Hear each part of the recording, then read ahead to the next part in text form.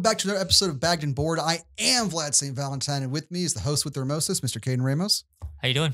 I am excellent, sir. How about yourself? Not bad, not bad. Ready to talk about some more symbiote shit? I am. Awesome, man. Love symbiotes. Last time we left our buddy Eddie Brock, he was falling to his demise off the Empire State Building. He has symbiote ripped off of him by the symbiote god Null. And that's pretty much where he stays this entire episode too. Yeah. Yeah, just falling through the air. Like, I don't even think he makes impact by the end of this one, does No, he doesn't. he's like this far from it. But Yeah. Yeah. This is the entire comic book of Eddie Brock falling down from the Empire State Building. So that's it. Good night, guys. Thank you so much.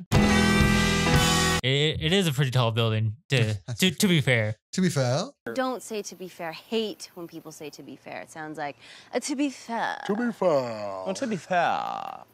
We start this off with Rex Strickland giving kind of I guess he's recording this video. It's like, if anyone finds this, me and Eddie Brock had a plan and it probably went to shit. He was supposed to go free some of my friends and help us out, which who Rex Strickland is a little convoluted unless you've been reading all of Donny Cates' run, and which we have not. So we had to kind of look him up. Apparently he was a Vietnam vet who played host to a symbiote called Tyrannosaurus, or codenames Tyrannosaurus, that went rogue, and then he sacrificed himself. So the symbiote saw him as honorable and started just using his memory in the codex to assume his identity and just live out a life essentially as Rex Strickland. So it's like a symbiote who is walking around as a human being, living out as that human being because he honors that person. Kind of weird. I didn't realize they could do that, but Yeah. Okay. Yeah. So we got to assume that the friends that Eddie went to go and save are the other symbiotes who was in his little secret hit squad. Yeah. And he said, he's the Venom I'm stuck with. I wish I could have had Agent Venom, Flash, Flash Thompson. That was a real Venom. That was a real go-getter of a Venom there. Not this Eddie Brock loser who just kind of runs headlong into problems. And we have a splash film of him running right at a Mack truck while this is going on. It's like, well, yeah, that is Eddie Brock, I guess. Fair enough. He does have a let's smash this and hope for the best sort of attitude sometimes. Smash first, ask questions later. Yeah, you know what? So we pick up where King and Black left off, where Null throws Eddie off the top of the building. And we get a little interaction between Null and the Venom symbiote. And it's like, don't rip me from Eddie. Eddie needs me, blah, blah, blah, and all this other stuff. And Null's like, no, you're too dependent on him. You'll come back. You'll come back home. Yeah, don't cry, little symbiote. He means nothing. He's always held you back. You're back home now. Don't worry. Yeah, and of course Null would say that. Null doesn't give two shits about Eddie Brock. He wants the one child who's got a connection to the symbiotes and poses a little bit of a threat to him, which is Dylan. But anything that doesn't really pose an actual threat to him, he doesn't care. So that's why he took out the Celestials. He cared about that. They posed a threat. Dylan poses a threat. That's why he's here on Earth. Got nothing to do with anybody else. It's why he doesn't take time to do some grand thing. It just rips Century apart. Consumes the entire all of Earth's heroes in just one everybody quick time. was on the ground. He's not here to play games. This is not some hero who's got some twisted point to make or villain's got some twisted point to make or someone who's grandstanding to stroke his own ego. This is an elimination of things that may threaten him and a quick domination of, I'm guessing the universe, really. I don't see him stopping at Earth. No. So I mean, you got the symbiotes and you got all the Avengers and X-Men. Yeah. Why not just go for the entire universe after that? Fuck it. Well, yeah, I mean, there's not a lot to say in this one, honestly, because it's mostly just falling and Rex kind of talking about, who Eddie is as a person. It shows Eddie praying for Dylan's safety. They mentioned that Eddie was, born to a Catholic family and go into his history. This is just a lot of this episode. This issue was honestly kind of stroking it a little bit and just kind of the indulging the who are we as humans? Who are you, Eddie, without your symbiote as you fall? Because even like the whole thing is just Strickland talking, really. Yeah. And it ends with, Eddie, what happened to you? You were coming up in the world and you were doing this, and then you just fell off the face of the earth right as he's falling through things, and you got that wicked ending bit with him just bouncing off the fire escape, and just every time he hits, we marveled over, talked about Maximum Carnage. We were talking about, how cool the scene was when he was bouncing off Spider-Man was bouncing off the side of the alleyway walls and stuff after he got kicked by Doppelganger. I mean, this is just turned that to 11.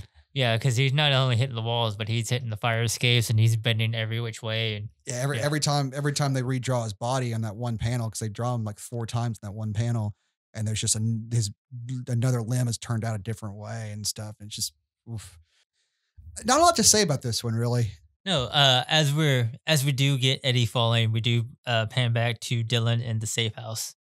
He's trying to communicate with his dad, and Cap's like, "No, you need to stay off the line. You're distracting us." It's Tony, because Cap's already been consumed at this point. Which is funny because he's like, "Who gave you this line?" And he's like, Peter. He's like, "I'm going to kill Spider-Man," which is, again, going back to fucking Tom Tony, Holland yeah.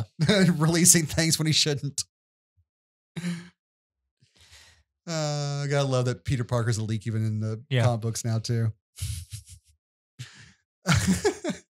But we get this, and Tony's like, "Yeah, don't be a distraction. We're safe. You're safe. We got this." And he cuts off communication with Dylan. And as he does that, Dylan looks up at the TV screen and he just sees Null ripping Venom off. Well, no, before that, he's like, he clicks off. Tony's still telling him we're safe, and he clicks off and like darts to that. And he tries to reach out with his mind. That's right. To the Venom symbiote. The Venom symbiote like, get the fuck out of here, and like throws him out. And he's like, why did he cut me off? It's because the symbiote had already been taken back into the hive, and he didn't want Dylan's mind to connect and Null to find him. Yeah. And right. Again, that's when he sees on the television, the symbiote being ripped off of Eddie. Brutal for a kid to have to see, right? Yeah. I'm loath to say this added a whole lot to it.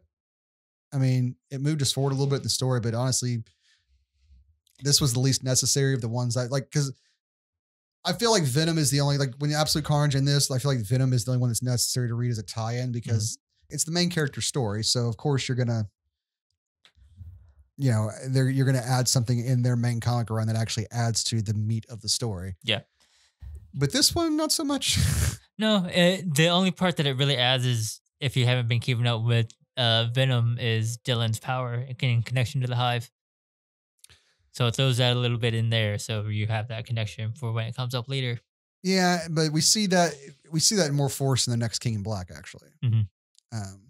Because the next Venom issue after this one, while you could argue doesn't add a whole lot to the story, I think actually does a lot as far as that stuff that he likes to explore, like who Eddie is deep down, I think is done better and more engaging in 32, the upcoming Venom issue, than he has ever with Eddie. Because usually Eddie's just sitting around moping, and this is Eddie facing things in his subconscious or as part of he's a memory. He's part of the codex. He's not, I don't even know if he's in his own head. He's a memory, a shadow of Eddie Brock, a memory of Eddie Brock.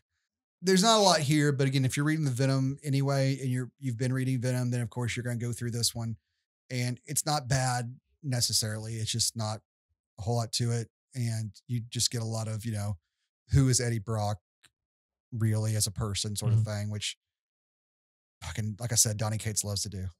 He really does. So anyway, that's all I got, man. You got anything? No, I don't have anything else for this issue. Groovy. Guys, keep staying tuned. We're going to keep bringing you Maximum Carnage stuff. We're going to keep bringing you King in Black as it comes out. So stay tuned, like, subscribe, and say hi to your mother for me.